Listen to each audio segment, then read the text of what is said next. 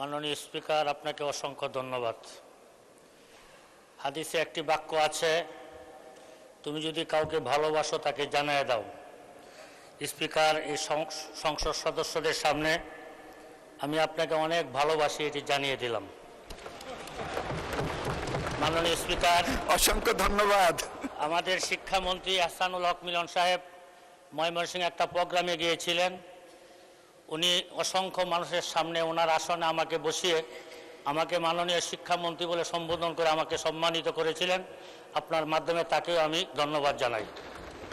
মাননীয় স্পিকার, আমার দল বাংলাদেশ খেলাফত মজলিস এর আমির আল্লামা মামুনুল হক সাহেব জোর করে আমাকে ইলেকশনে নামিয়েছিলেন, যে কারণে জনগণ আমাকে ভোট দিয়ে সংসদে পাঠিয়েছেন। আল্লামা মামুনুল হক সাহেবকে আমি ধন্যবাদ জানাই ফুলপুর তারাকান্দার মানুষগুলোকে, যারা তাদের দুঃখ কষ্ট এবং মনের কথাগুলো সংসদে বলার জন্য আমাকে সংসদে পাঠিয়েছেন, তাদেরকে ধন্যবাদ জানাই।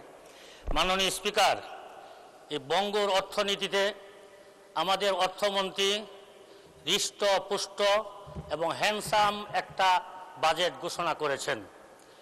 আমি মনে করি বাজেটটা সর্বদিক থেকে ভালো না হলেও মোটামুটি তুলনামূলক ভালো।